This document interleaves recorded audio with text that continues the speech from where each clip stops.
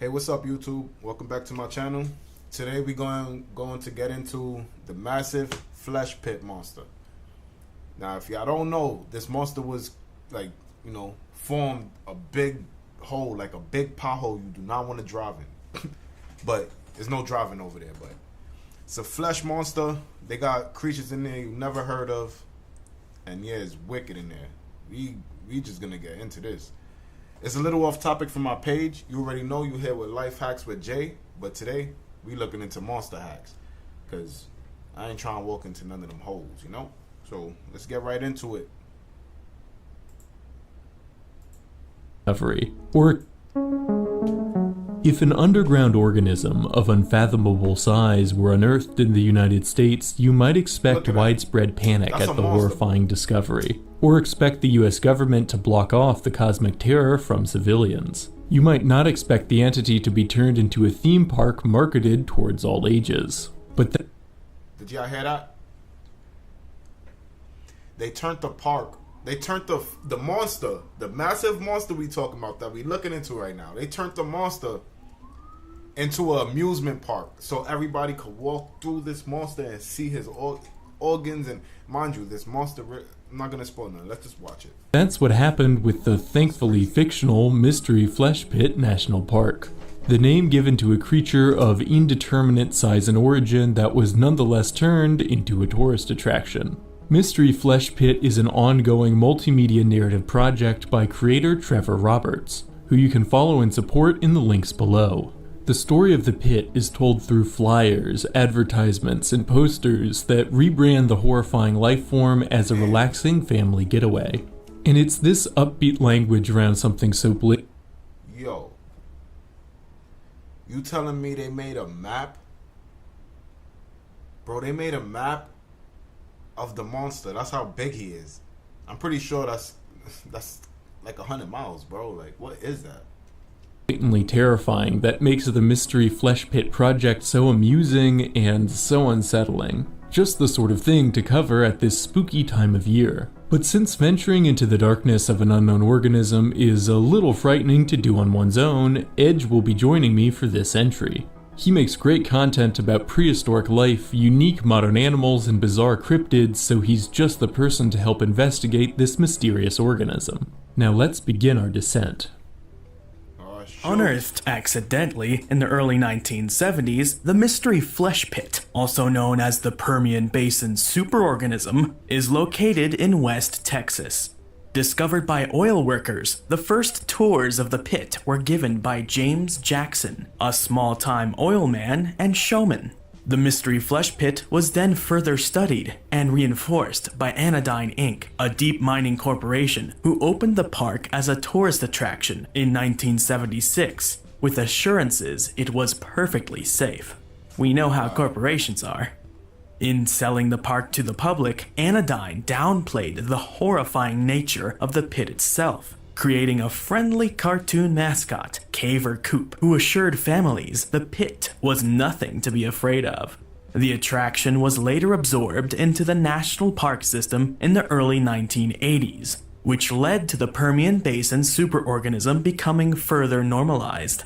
Surprising absolutely no one, thousands of tourists regularly exploring the inside of an unknown organism would Now, why would you go into the pit? Why would you go into this monster? Like, for real, even if they made it a park, why would you go in there? Like, you don't know if it's gonna just suck y'all up in a whole nother dimension. Y'all don't know nothing. Y'all just want to go in and explore because they made it a amusement park. I could make a war zone an amusement park and everybody's gonna be fond of it and want to go in. That is so crazy, bro. Let's get back. That is crazy. eventually proved to be a bad idea, as the infamous 2007 disaster would prove. But that's a story we'll get to later.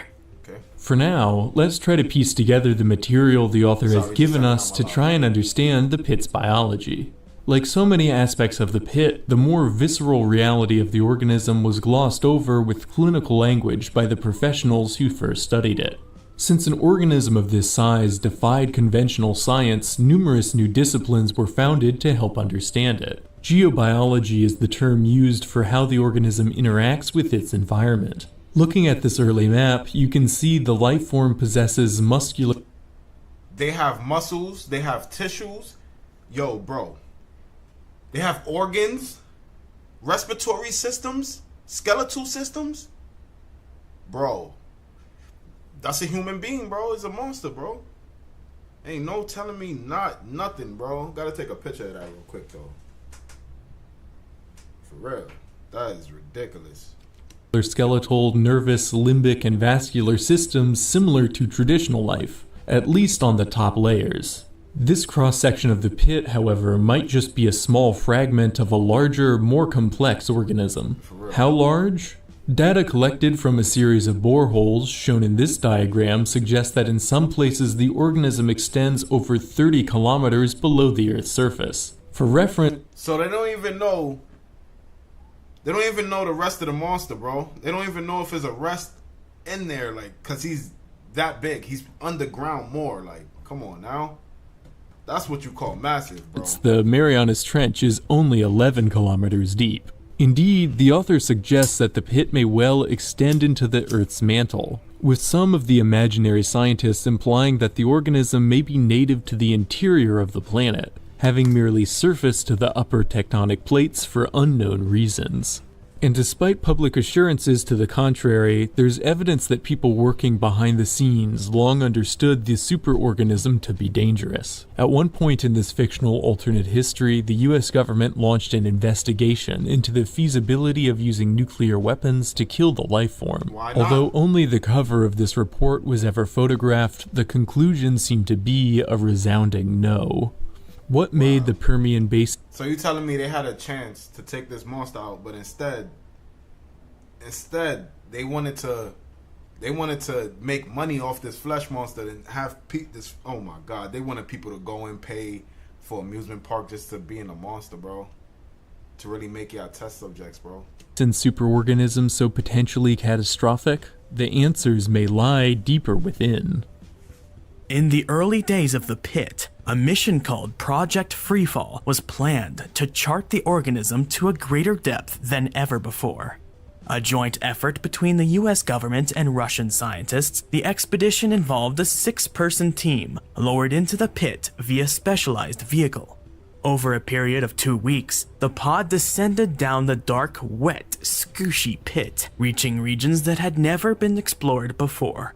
At last, the probe drilled through a dense layer of lower cartilage and entered an unknown region of blue tissue. A single-person pod was lowered into this opening. The Russian pilot described a reflective and prismatic environment of which we only have a single image from this onboard computer. When the pod was raised back to the surface, it was heavily damaged and the pilot was missing. The researchers concluded an attack from an unknown organism was the likely cause. Project Freefall makes it clear that the organic section of the mystery flesh pit is merely a portion of the life form, and other regions are unlike anything in the natural world. It also made it clear people aren't alone in the pit. Even above the deeper layers, which weren't available to the public, hostile wildlife was frequently encountered. Large crustacean-like organisms were spotted as early as the first explorations, which this early sketch shows. In typical mystery flesh pit fashion, however, the corporate higher-ups turned these terrifying life forms into part of the marketing. Wildlife safety brochures were handed out to visitors, explaining the exciting anatomical fauna that dwelled in the pit, and how to avoid getting eaten. At the foundation of the pit's ecosystem, playing a role similar to bacteria in the bodies of regular-sized animals, were macrobacteria. Unlike regular bacteria you can only spot under a microscope, macrobacteria were multicellular Goliaths that could reach lengths of 12 feet or 4 meters across. This educational chart produced by the Park Services showcases the various types of macrobacteria and the other bizarre species that dwell in this imaginary Permian Basin superorganism. We won't be able to cover them all, but one notable species is the Mesogalele tridecapod, an insect-like organism that gets its name from its 13 legs. Whoa. That's worse than a spider, bro. Bro, that boy got 13 legs. You think he coming out here to play any type of games, bro? He is not playing no games with nobody, bro. Bro, he's up to your shoulders. He's up to your shoulders. Like, y'all not messing with him. As this faded, wild about nature infographic will tell you, these pseudovertebrates are almost the size of humans and... Bro, they're vampires, basically. They suck your blood. They got 13 legs. They look like spiders and they suck your blood. Tell me that y'all going in there just to look around because it's an amusement park? Come on, bro. and aren't technically vampires, as this guide will assure you, although they do feed off the pit and look like something out of my nightmares. In other areas of the pit, there were sightings of other, more dangerous species, and even rumors of human-like life forms called merrowfolk, which Anodyne Inc. strongly denied. They maintained the Mystery Flesh Pit was just like any other national park, and anyone who mysteriously vanished just didn't read their brochure carefully enough. With the Permian Basin superorganism so hostile to So people that went in there disappeared, and nobody talks about this. Why? Because they didn't read the brochure enough, or because the workers didn't guide you guys? Like, why y'all wandering off by yourself in a monster, bro? Jeez. human life, excavating it was a challenge. A challenge that began with finding people to staff it. As this oddly hilarious park ranger recruitment bulletin suggests, however, with the right benefits and incentives, Anodyne Inc. was in fact able to find people willing to enlist in the Mystery Flesh Pit Park Ranger program. What kinds of jobs did this entail? Well, why not become a park trail engineer? This anxiety-inducing position involved using compact stent frames and other highly specialized tools to create new pathways within the pit. To be a park Y'all heard that? So they're in a monster, right? Putting metal and shit in him. Bro, they was making their own paths. Like, they was cutting up the monster, going through different paths. Like, all right, we're gonna cut these organs and shit and go through here. Like, come on, bro. Y'all should have just killed him. Like, he's gonna collapse. When y'all have a whole bunch of people in there, I'm the first one to say, and I'm gonna go back to this video and share it, that massive monster pit, the flesh pit, is gonna collapse, bro. Cause y'all making all these paths and y'all breaking the monster down instead of just killing it. Y'all killing it slowly. Y'all not thinking. Just for some money, bro, to kill mass civilians? trail engineer required extensive knowledge of caving, geology, and macrobiology, as attacks from local wildlife were apparently common. For personal protection, the laser scope anatomical environmental multi-tool was the most reliable defense.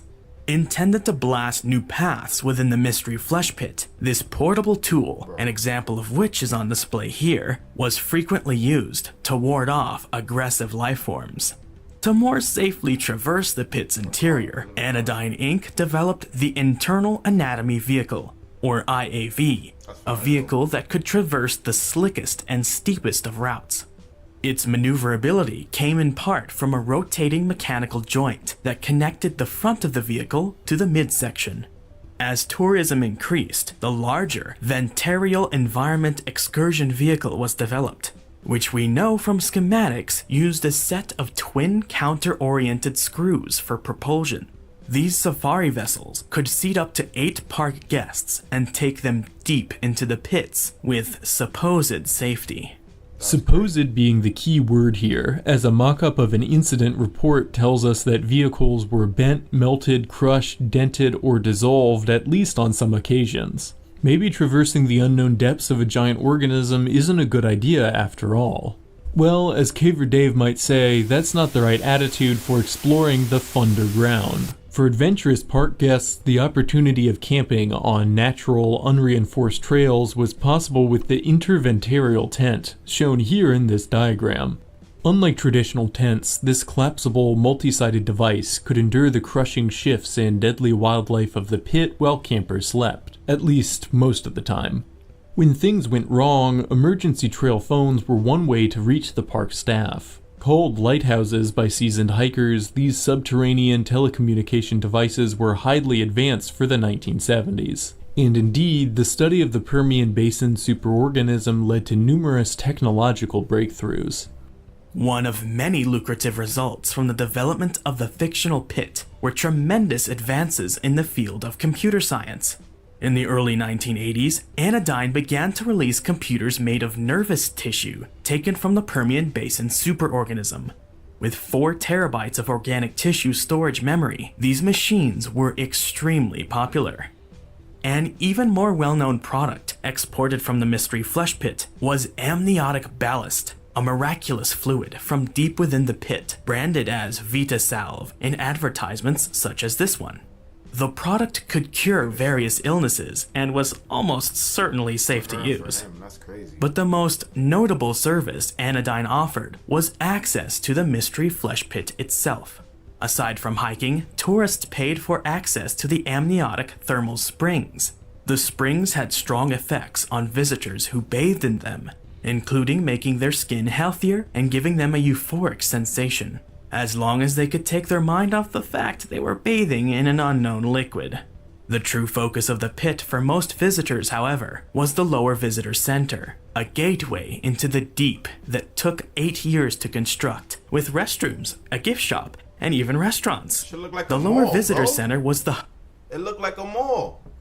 They made my son insides into a mall, bro. Like, come on, bro. You telling me that's not gonna, like, do nothing in the future?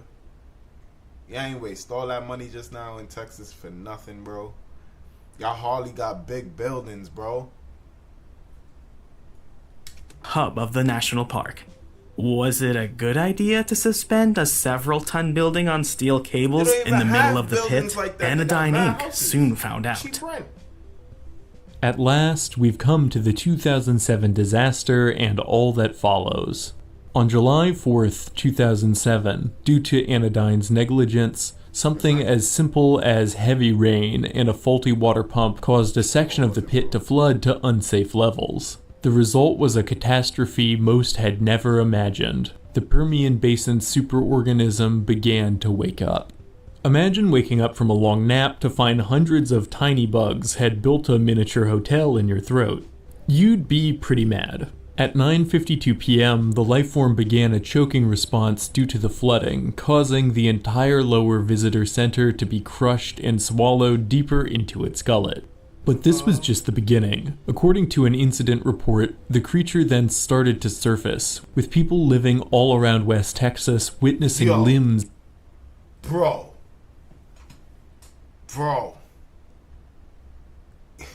It surfaced up. Y'all making paths in a monster, bro. Look at his mouth. He can't even really close the jaw because he got a whole pole right there. Like, come on, bro. Y'all Of the violated superorganism rising from the ground, the scale of which is captured in this impressionistic painting from a survivor. And then, the creature returned to its slumber, likely lulled back to sleep by a mysterious contingency measure redacted from the incident report. In the wake of the disaster, Anodyne Inc. was dissolved, and the park was finally closed to the public, with people perhaps finally realizing that hiking inside a giant creature isn't such a good idea after all. The author imagines that the region around the pit has now become a ghost town, but behind fences, some are still monitoring it. In the present of this alternate timeline, the Permian Basin superorganism is now kept under constant surveillance, but who knows when it might awaken once more. There's a lot more lurking in the pit you can read about online, and you can follow and support Trevor Roberts by using the links in the description below, or by purchasing something from the Mystery Flesh Pit gift shop. And special thanks to Edge for helping me archive this mysterious money off organism. I've been Destin from the channel Edge. I cover all sorts of topics in natural history, whether it's the extinct beasts of times long since past, the bizarre and sticky world of the living, or the extraordinary, dark places our minds go Shout out to to this in the channel, supernatural or cryptozoological. If you like Curious Archive, Benji Shout out Thomas, to or him. Trey the Explainer, you'll enjoy me and my content as well. Follow the links to my channel in the description and comments section below. And as always, thanks for watching. If you enjoyed this entry, please lend your support. Yo, so that was crazy. If it was more people in here, we would have got to this topic. We would have been talking. No, I don't got nobody watching right now. It's the beginning of my journey. Life Hacks with Jay. We tuning out. Thank you for joining. Thank you for watching. Show support. Hit that subscribe button for me too. Like, share, and I'm out.